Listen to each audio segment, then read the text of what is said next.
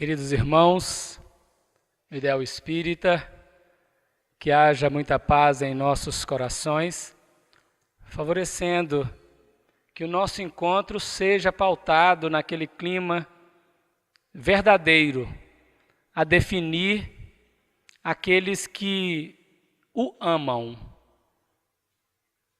O amor que o Senhor Jesus disseminou entre todos nós, pelo exemplo e pela palavra, deve ser aquele ingrediente nas relações a favorecer-nos estabelecer uma nova jornada para o espírito humano aqui no planeta, naquele sentido da fraternidade.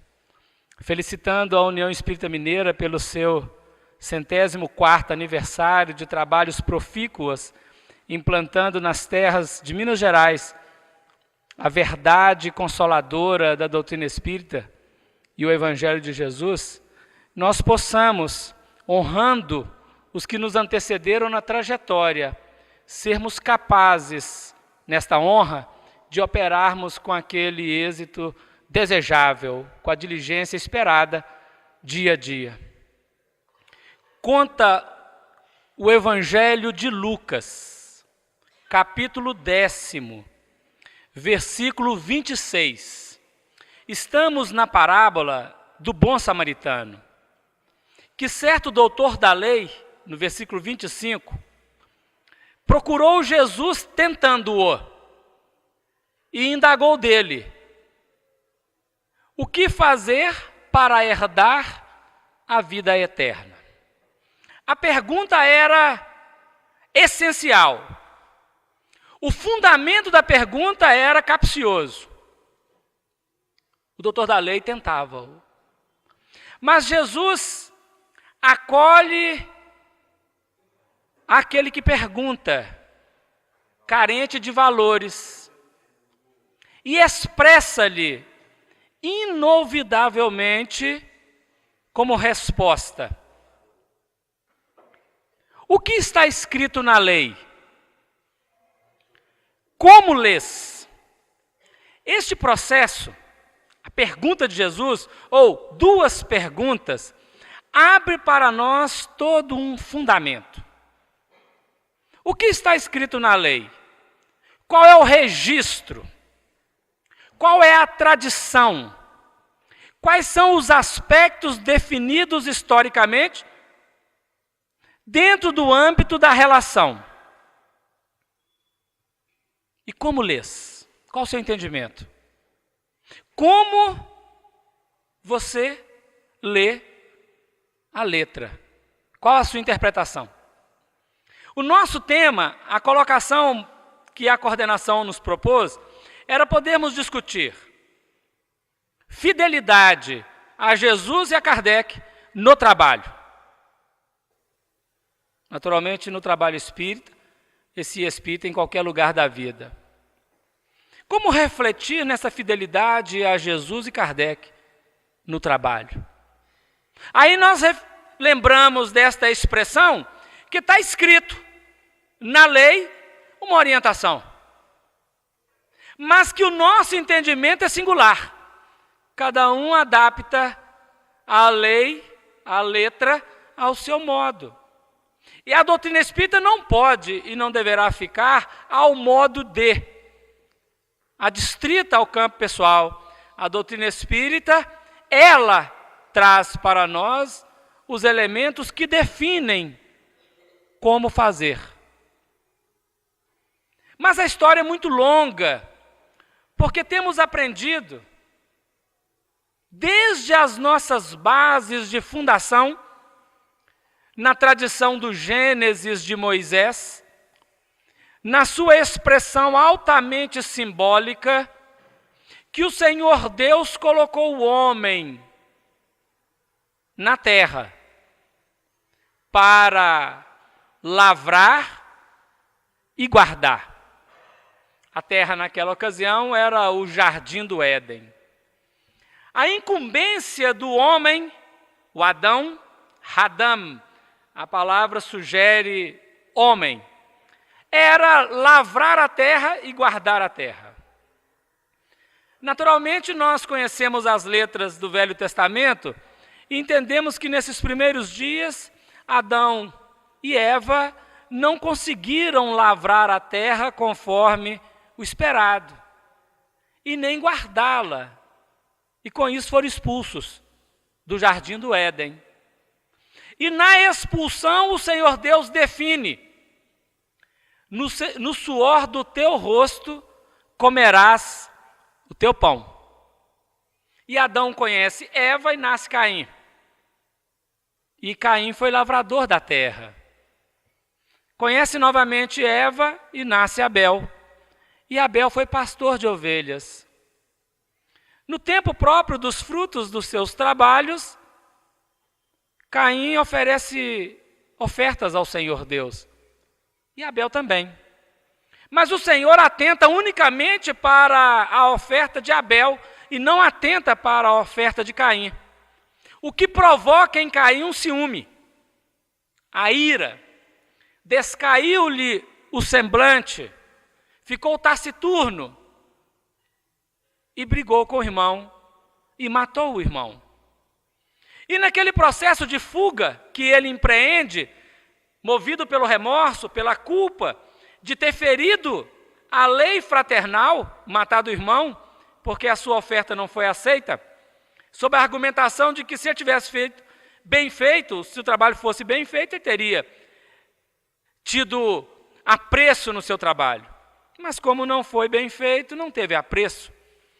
Ele fugindo, o Senhor Deus diz a ele, nas vozes da consciência: quando lavrares a terra, ela não te dará a sua força. Então nós vamos buscar as expressões da lei, definindo a oportunidade, o dever de lavrar a terra. Mas que o espírito humano, na expressão simbólica do Velho Testamento, não conseguiu mobilizar as forças operando na terra, produzindo o fruto saudavelmente. E naturalmente, Caim, Abel, Adão e Eva representam símbolos para dizer do espírito capelino exilado aqui no planeta. Emmanuel diz isso no livro A Caminho da Luz. Adão e Eva constituem a lembrança dos degredados. Eva sendo aqueles que faliram pelo sentimento e Caim sendo aqueles que faliram pela razão. Adão faliram pela razão. Caim e Abel representam os dois tipos de personalidade, o mais extrovertido e o menos extrovertido, ou mais introvertido, o mais audacioso, o mais guerreiro, Caim, e o mais frágil, o mais sensível, o mais intimista, Abel. São expressões dos capelinos. E dentro da história, os capelinos, ao aportarem no planeta Terra,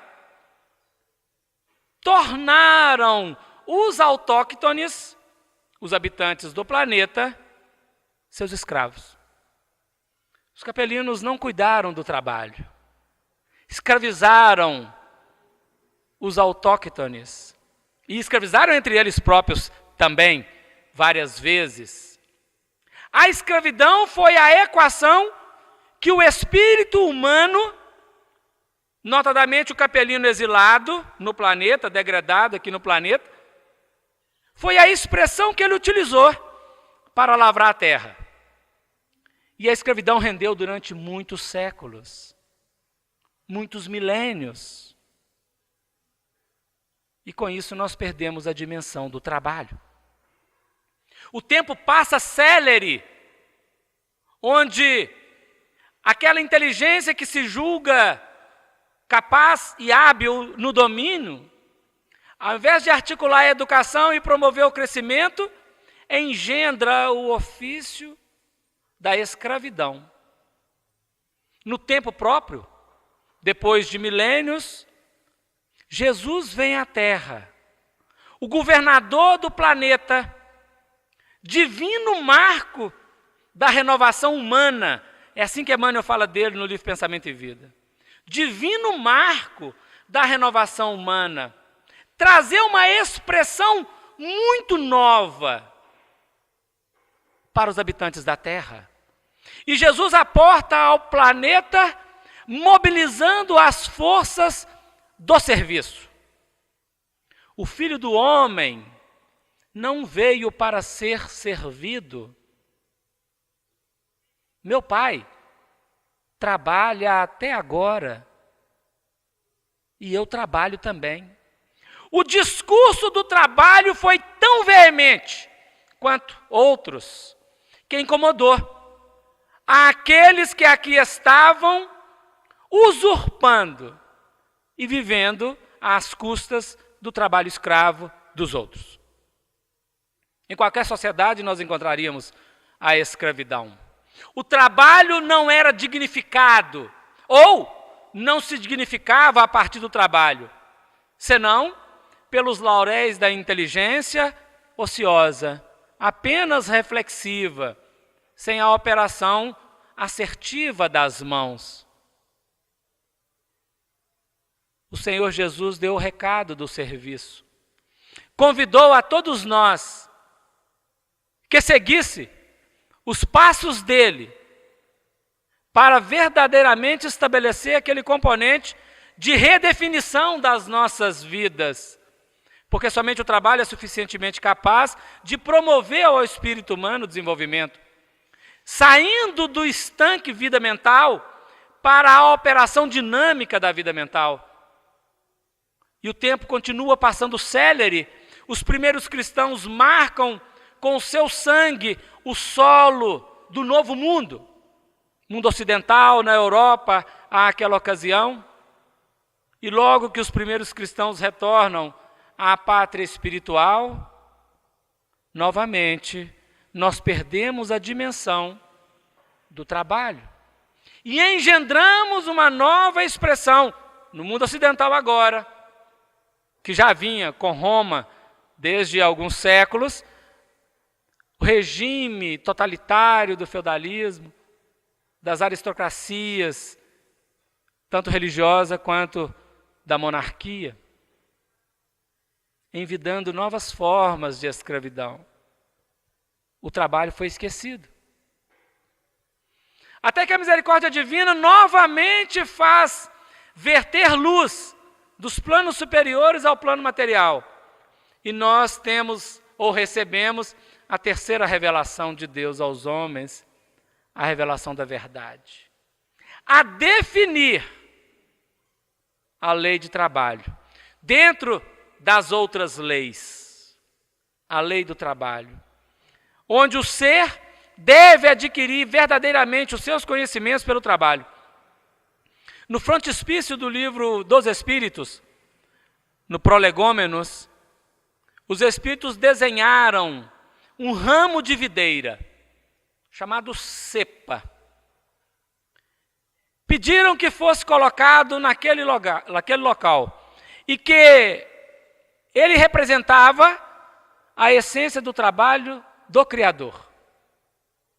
Ali nós tínhamos, em síntese, o que melhor definia espírito e matéria. O licor seria o espírito. Todo o ramo seria matéria. E quando pegássemos o bago da uva, nós teríamos o espírito encarnado. Potencialmente licor. Em ato, um fruto.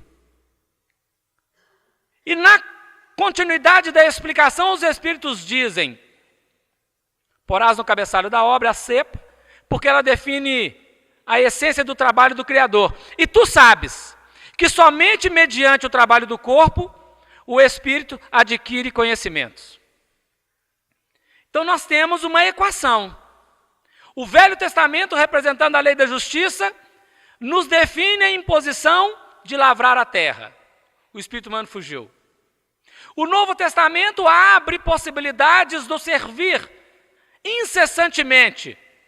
O espírito humano fugiu. O cristianismo redivivo é lançado no planeta, convidando ao espírito humano, em novas bases, a assumir o compromisso do trabalho. A pergunta que fica, a partir da letra que conhecemos, que está escrita, como leremos esta letra? Será que seremos suficientemente capazes de apropriarmos-nos da letra E, operarmos conforme a orientação dos bons espíritos? Dos espíritos superiores que editaram a obra, coordenada nas alturas por Jesus e aplicada pelo Espírito Verdade e Allan Kardec?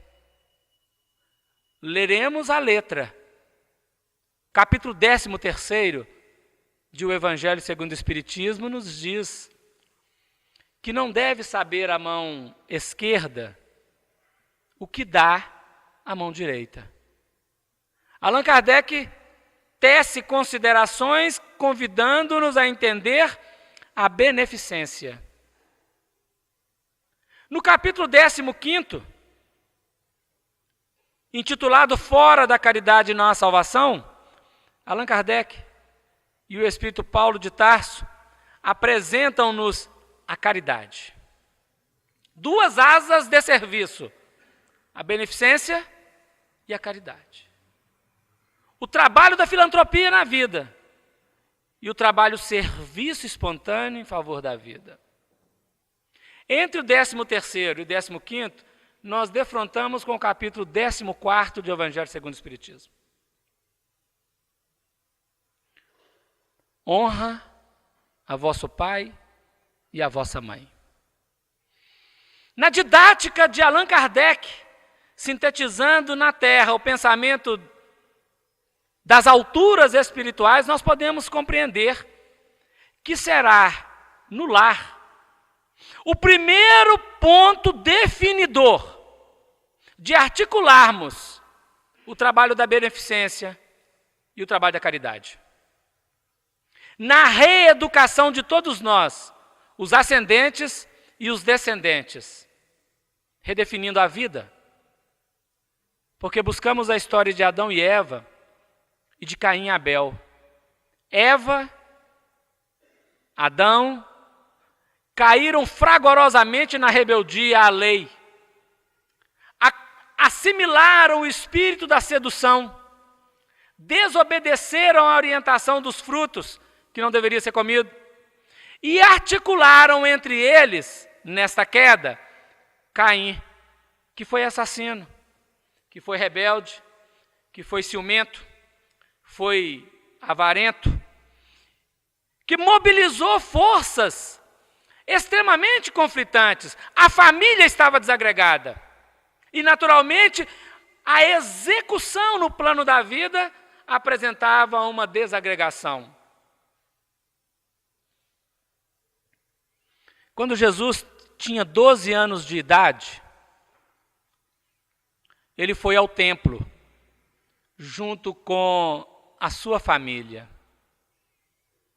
Quando a comunidade das familiares de Jesus e os amigos retornaram para a Galileia, ele ficou lá, esqueceram dele.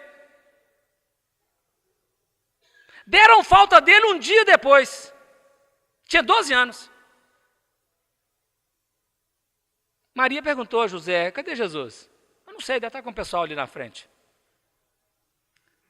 No segundo dia, cadê Jesus? Não vi até agora. Aí deve estar com a turma. Aí que deram falta que ele não tinha vindo mesmo. Retornaram para Jerusalém e encontraram ele lá, conversando com os doutores da lei, dialogando com os doutores da lei. Quando Maria chega e diz para Jesus assim: por que fizeste isso conosco? Estávamos preocupados contigo? Só deram falta dele no segundo dia. Muito preocupados. Desculpa a brincadeira, mas é para pensar, né? Jesus disse assim: por que estáveis preocupados?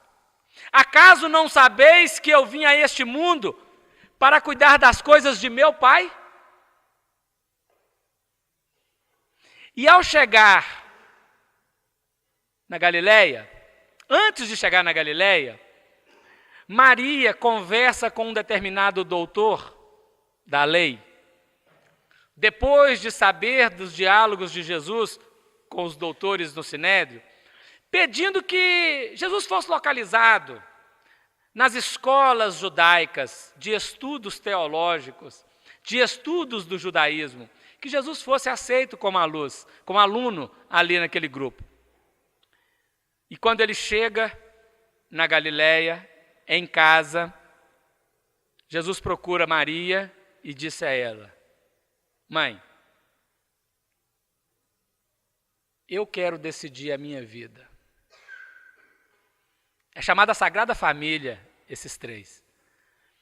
Eu quero decidir a minha vida. Não farei como a senhora deliberou. Eu farei como deve ser a verdade. Chamou José e disse: José, a partir de hoje eu quero trabalhar com você na oficina. E dos 12 anos até uma determinada idade, do ano 30, Jesus trabalhou na oficina de José como carpinteiro. Muitos querem que ele tenha viajado pelo mundo estudando filosofias. A filosofia do Senhor Jesus, de 12 até o ano 30, porque a idade dele é um pouco diferente da cronologia humana, naturalmente a filosofia dele foi o trabalho, na madeira, estabelecendo bases seguras para o seu trabalho messiânico a partir do ano 30. Mas ali nós tínhamos a base da família. O patriarca José, símbolo da perseverança e da sustentação, do equilíbrio. E a grande mãe, inovidável e bendita mãe, símbolo da ternura e do amor, da entrega plena. E o filho, que é a redenção da alma humana. Allan Kardec insere: honrai a vosso pai e a vossa mãe entre a beneficência e a caridade, a definir para nós, todos nós que estamos vivenciando o planeta nesse ápice final de um ciclo evolutivo, onde os conflitos da experiência humana têm achincalhado a família de todos os lados, onde os gritos da impropriedade humana tendem a desorganizar as bases da célula fundamental da sociedade. E quando nós vamos pensar em infidelidade no trabalho, nossa primeira fidelidade é honrar a base que nos acolhe, espíritos reencarnados. Ai de nós, se papai e mamãe não nos acolhesse. No livro Nosso Lar, nós encontramos uma personagem chamada Laura. Laura, mãe de Lísias e de outros, já há muitos anos no plano espiritual, preparava-se para a reencarnação.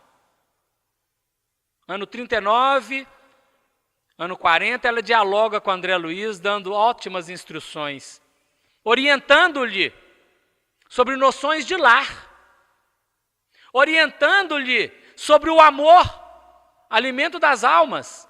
E ele tem o cuidado de inserir todas essas orientações no livro. Final de agosto, início de setembro do ano 40, a dona Laura ia preparar para a reencarnação.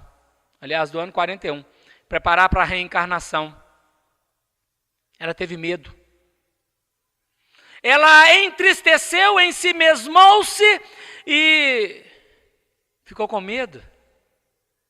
Porque sabe das agruras que é retornar à vida material, em bases não seguras da reeducação do espírito.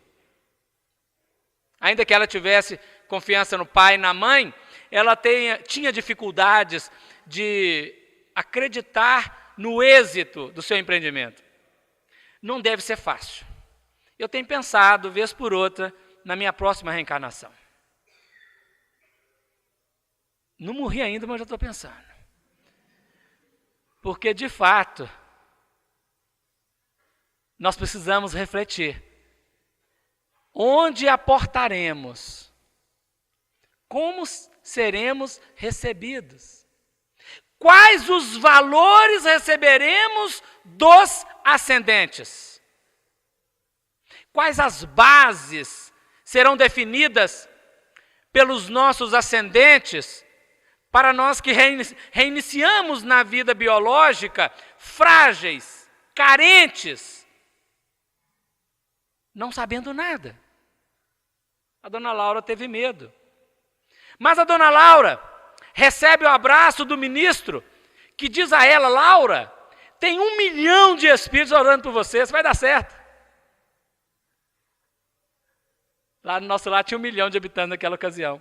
Eu não sei quando nós encarnamos da nossa cidade, quantos espíritos tinha, né? Eu nasci na cidade que tem 3 mil habitantes. Na época que eu nasci tinha 1.500 habitantes. No mundo espiritual devia ter 2 mil. Tá bom, né? Cada um tem o tanto de espírito que ora por ele, de acordo com a sua questão, né? A sua condição. Mas é para nós refletirmos. Porque a base da família pode nortear, e deve, e será sempre a norteadora do nosso comprometimento com a vida, da nossa capacidade de operar, nossa capacidade de ação, do sermos mais ou menos indolentes, mais ou menos versáteis no sentido do trabalho, entendendo que cada espírito traz a sua singularidade. Mas mais do que a singularidade que o espírito traz, o valor fundamental da educação, a dinâmica indutora dos ascendentes, os pais e os educadores que a vida conduz, são de inestimáveis valores a definir renovação espiritual, a definir novo crescimento.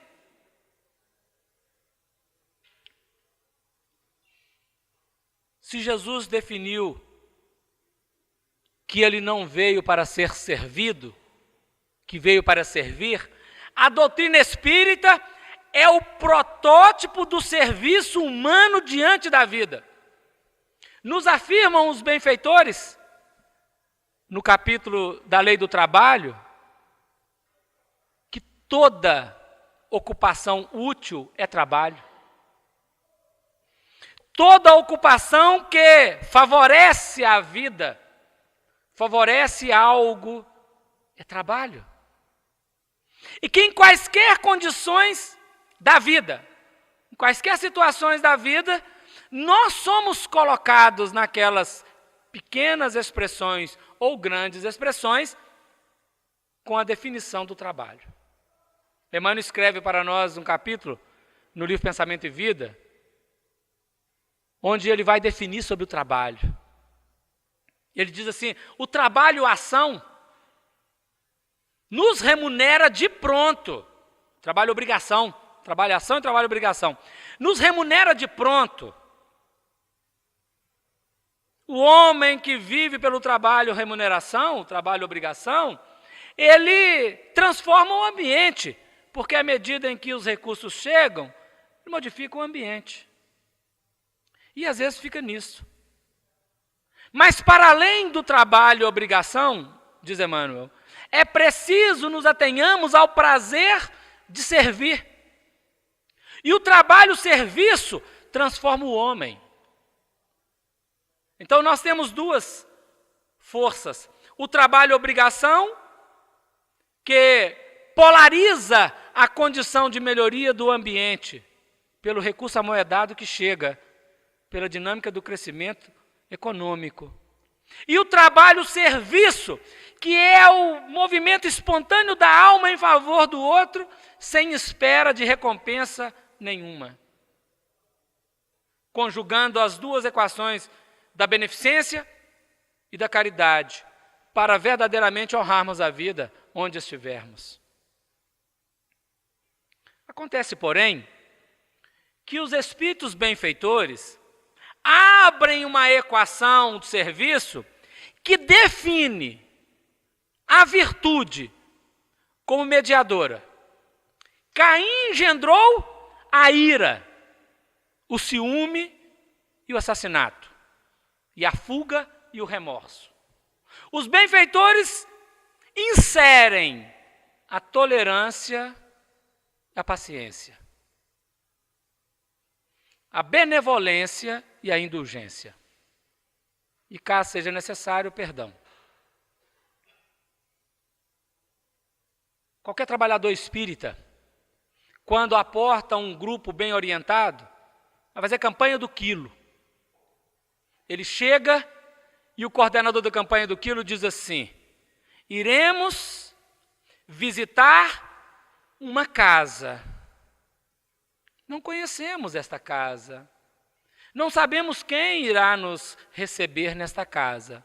Mas estamos sob a tutela de Jesus, no trabalho do pedido, do donativo.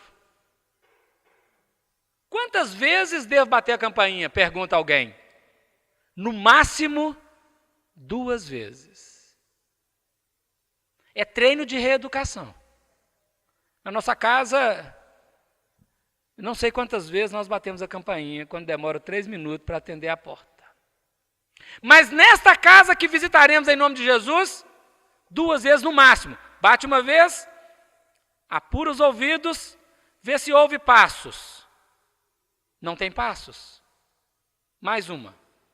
Não atendeu? Não atendeu. Vamos embora para outro lugar. Se atendeu, primeira expressão, bom dia. Somos da campanha do Quilo. Vamos lembrar do nosso tempo aqui. Somos da campanha do Quilo Francisco de Assis, da União Espírita Mineira. Mostrava o crachá e estamos aqui em nome de Jesus solicitando um donativo para alguém que carece. Não tem nada para vocês. Muito obrigado, que Deus te abençoe, que Deus te ilumine. Volta outro dia. Muito obrigado, que Deus te abençoe, que Deus te ilumine. Ah, pois não, eu tenho sim, toma aqui 1 quilo de arroz e 1 quilo de farinha. Muito obrigado, que Deus te abençoe, até outro dia. Quaisquer que seja a expressão do nosso visitador, do nosso visitado, quaisquer que seja, teremos sempre, genuinamente, no início, claro que treino, mas depois, genuinamente, a expressão da gentileza. Trabalho de doutrina espírita é reeducação. Para chegarmos em casa e falar, papai, estou precisando de R$10 de mesada antecipado. Não tem, meu filho. Ô pai, Deus te abençoe, muito obrigado. Deus te ilumine. Ô mãe, eu queria aquele negócio. Ô meu filho, agora não pode. Ô mamãe, muito obrigado, Deus te abençoe. Doutrina espírita é trabalho de reeducação do ser. Doutrina espírita nos ajuda a fazer para fora das nossas ambientações domésticas e consanguíneas e depois definir na intimidade o que precisamos fazer em casa. Porque Paulo fala veementemente o contrário. Fala, se aquele que nega a sua fé em casa é miserável. Aquele que não faz em casa o que ele diz, lá fora está incorreto. Mas como nós sabemos da história do Caim, gostamos mais do Caim do que do Abel. Abel morreu, sumiu, não mandou notícia, não tem fotografia no Facebook, e o Caim tem. Aí, naturalmente, nós gostamos mais do Caim.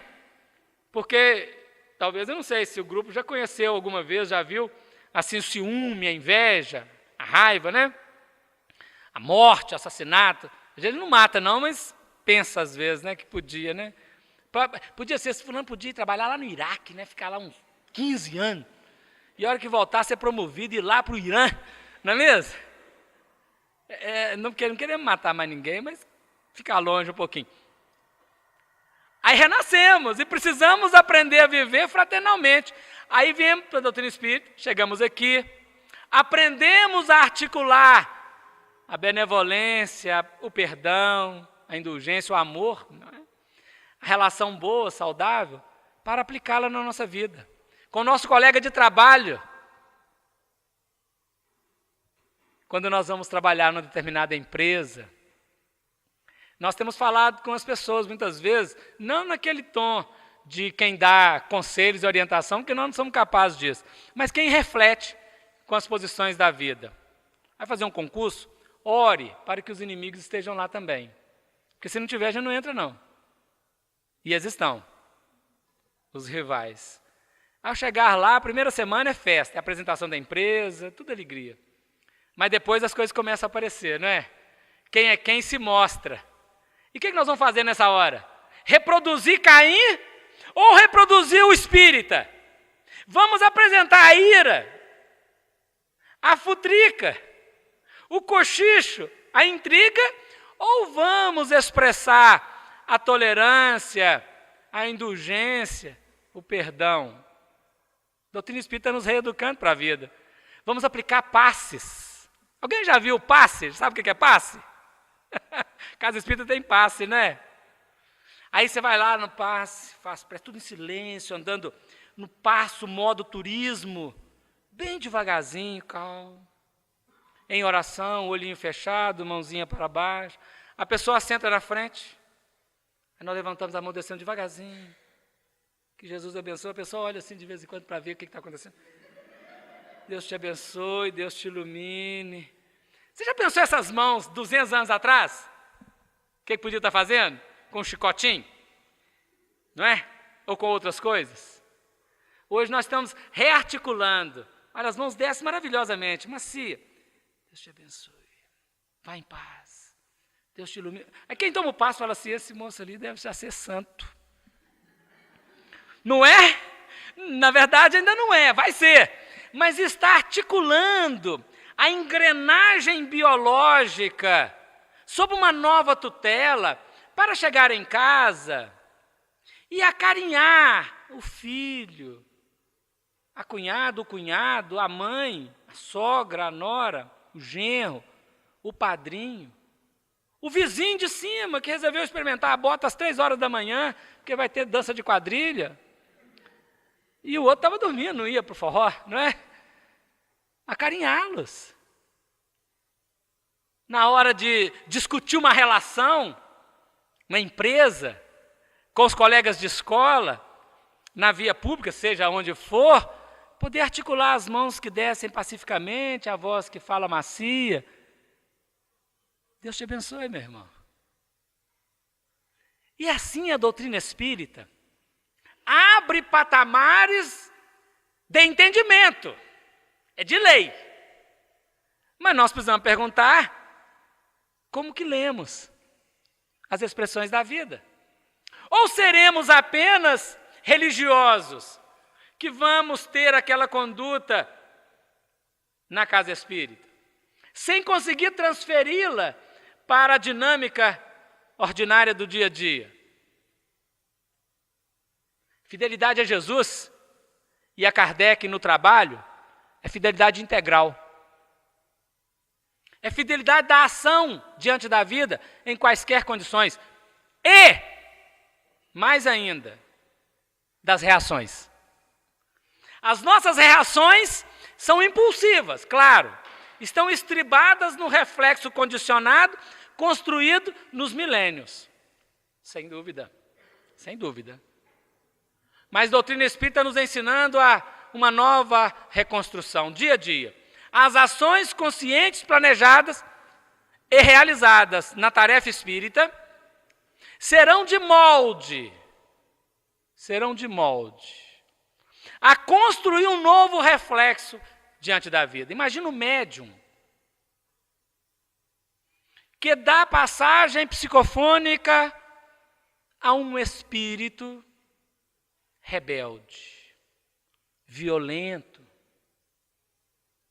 guerreiro, perseguidor. Porque os espíritos superiores vêm dar um recado de vez em quando, se todo dia não. Quem manifesta reunião mediúnica de desobsessão tem que ser espírito que precisa de articulação espiritual. E o médium precisa expressar a palavra do Espírito, o sentimento do Espírito, mas sem expressar da maneira do Espírito. Educação mediúnica.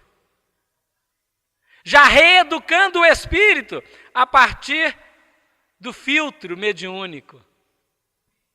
Se ele não treinar isso na casa dele, na via pública, no dia a dia, ao telefone, call center liga. Não sei quantas vezes, milésima vez oferecendo um determinado produto e nós já tínhamos falado que não queríamos, não é? Quantas vezes, Emmanuel diz assim, eu vou fazer a pergunta primeiro, depois eu falo o que Emmanuel falou. Quantas vezes nós respondemos a uma pergunta com a mesma entonação da primeira vez, com a mesma expressão, com a mesma entonação? Emmanuel diz que fala para a gente treinar, testar se tem a paciência, Se conseguirmos responder 5 vezes a mesma pergunta daquela pessoa, com a mesma entonação da primeira vez. Deu ideia? Vamos refletir. Porque nós estamos pedindo paciência para Deus. E aí o Senhor Deus fala assim, o moço está precisando de paciência. Vai lá. Nós lembramos que Jesus perguntou a Pedro, tu me amas? Perguntou só 3 vezes. E na terceira vez, o Pedro já perdeu a paciência com Jesus. Perdeu. E Jesus foi misericordioso com Pedro, porque 40 dias antes desse pedido de amor, Pedro tinha negado 3 vezes que não conhecia. Não foi? E aí Jesus pergunta 3 vezes se ele amava. Para quitar 3 negativas, 3 afirmativas, 0-0, 3-3, nem empate, ninguém deve nada a ninguém, está tudo ok. Mas Simão Pedro ficou triste, perdeu um pouquinho, entendeu? São essas expressões que a vida abre para nós. Quando nós chegamos à casa espírita, vamos dizer ao contrário. Antes disso, só concluir o trabalho da paciência.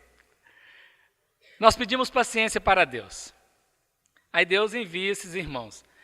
E um espírito amigo, ele fala assim, eu sou espírito amigo. No Evangelho segundo o Espiritismo, ele escreveu uma mensagem chamada A Paciência. Alguém já deve ter lido. Não é? Conhece o livro Evangelho segundo o Espiritismo? Conhecemos todos, né, Afonso? A paciência. Ele começa assim a frase. A dor é uma mensageira bendita que Deus envia aos seus escolhidos. Para falar da paciência, ele fala da dor. A definir que a paciência é solicitada do ser quando surge algo adverso. Ninguém precisa de treinar a paciência quando ganha um presente, né? Estou com tanta paciência de você porque você me deu esse presente. Não tem jeito. Não, a paciência somente quando surge uma questão adversa. É treino. Nesta dor, condição adversa, nós treinamos a paciência. Então, no momento em que articulamos estas ideias da virtude no trabalho espírita, nós vamos abrindo patamares para o crescimento espiritual. Eu ia falar uma questão aqui que me fugiu agora. Se alguém ficou curioso e lembrar do que ela se trata, pode dizer.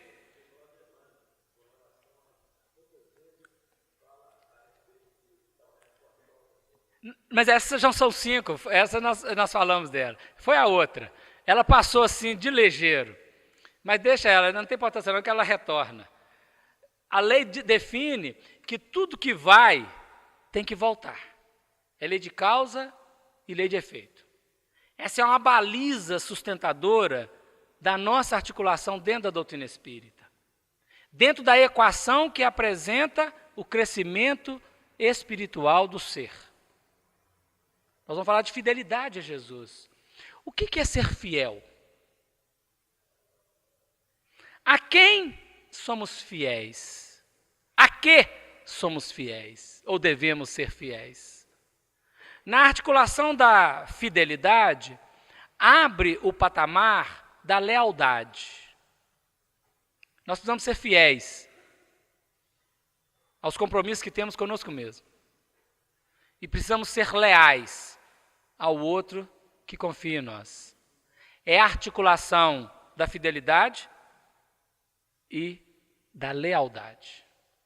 São 2 forças que se conjugam. Porque se eu não for fiel ao pressuposto que eu trago, jamais serei fiel à vida, claro. E se eu não for fiel aos pressupostos que eu trago e leais a ele, jamais serei leal com a vida. A doutrina espírita, a cada instante, faz o espírito humano revigorar-se, desvencilhando do passado e vinculando-se ao novo, a uma nova equação de vida, a uma nova expressão de vivência. Imaginemos, por exemplo, no terreno da paternidade e da maternidade, para ficarmos assim bem situados dentro do nosso projeto família.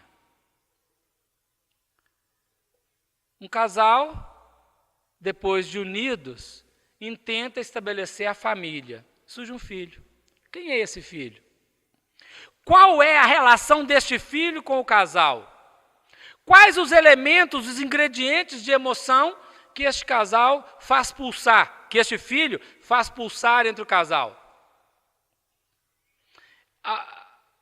A gente gosta de perguntar assim, quem aqui é filho? Ou seja, nós já fizemos pulsar o caldeirão. Cada um tem a sua história. Cada um com a sua história. Mas já fizemos pulsar o caldeirão. Às vezes alguém inaugurou o caldeirão, é o primeiro filho. Alguém chega e o caldeirão já está pronto, é o segundo filho. É fácil para o segundo filho? Não, nem para o primeiro. O primeiro era rei até agora. Primeiro neto, primeiro sobrinho, primeiro filho, primeiro... Maravilha de primeiro. Todo reizinho ou rainhazinha, uma princesinha, né? Aí surge o segundo filho. Todas as atenções para o segundo. E ele gosta bem, gosta. O primeiro filho gosta do segundo. Pode até gostar, mas tem dificuldades. E o segundo filho, como segundo? Não é uma posição agradável também, não. Aí vem o terceiro. Do terceiro para frente começa a inventar um nome chamado caçula, para poder articular. O caldeirão vai só movimentando. E nós que estamos no trabalho espírita, vamos aprendendo que esta relação é para ser estabelecida dentro de casa. Junto aos espíritos que Deus colocou de volta, ou colocou em nossa casa, para servir de pano, de cenário, de palco, para a nossa apresentação no teatro da vida. Fidelidade a Jesus e a Kardec no trabalho define a renovação do espírito humano. Sem nenhuma dúvida. Todos nós estamos veementemente imbuídos do projeto de redenção de Caim, de Adão e de Eva. Porque são forças que emergem ou que gritam ainda dentro da nossa expressão emocional. Nós estávamos dizendo agora há pouco sobre as ações e sobre as reações. As nossas ações são calculadas, são planejadas, são previstas. As reações não. Elas são impulsivas. Elas acontecem. Diante de uma cena, imediatamente brota a emoção, da emoção a ideia, da ideia a atitude e a palavra, da atitude à palavra as ações concretizadas. Emmanuel diz isso no livro Pensamento e Vida, capítulo 1.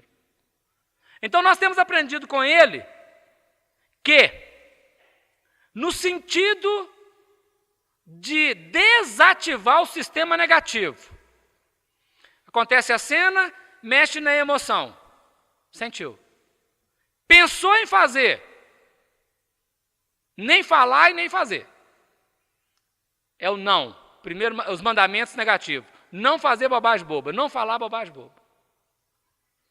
Ao mesmo tempo, no sentido positivo, virtuoso, sentir aquele movimento do desejo de fazer o bem. Pensar em como fazer bem e fazê-lo. Neste movimento, gradativamente, nós estaremos desativando um sistema reacional e ativando um sistema operacional novo. Esta é a proposta da doutrina espírita, sintetizando, ou, não é nem sintetizando agora, é ampliando ou abrindo a porta do Evangelho de Jesus para o entendimento. Desativar o negativo em nós e ativar o positivo que ainda é germen, ainda é potencial, na equação do reflexo que mexe na emoção. Quando a emoção chega, ela vem galopante, veemente, mas ela pode ser constrangida a não se expressar. Emmanuel diz lá no capítulo da vontade que a vontade não pode impedir a reflexão entre iguais, que é da lei, sintonia, afinidade, não tem como evitar. Mas pode disciplinar a expressão dos elementos. Então, se diante de uma cena, imaginemos que são 7 horas da manhã, daqui a 11 horas, Estamos para pegar o ônibus. Lá vem o ônibus. Calculamos para chegar no trabalho, horário exato. Damos sinal. Vai com Deus. Que Deus te ilumine, motorista, no dia de hoje. Deus te abençoe. Não é assim? Vai ser. Mas virá talvez um rompante que não expresse. E se olhar para alguém e alguém falar alguma coisa, vamos rezar para ele? Isso é treino. E à medida que treinarmos, cada vez vai ficar mais fácil de fazer a proposta positiva. Fidelidade a Jesus e Kardec no trabalho é o dia a dia da vida. A cada instante nós somos convocados a esse processo. Cumprimento dos mandamentos. Essa é a lei. Como nós vamos entender? Cumprindo o mandamento. O nosso horário chegou, nós não podemos extrapolar, senão a gente fere o mandamento já aqui na articulação, né? Rogando a Jesus que abençoe cada um de vocês na trajetória da vida, fortalecendo o desejo de crescimento, fortalecendo a expressão do crescimento. Muita paz a todos, muito obrigado.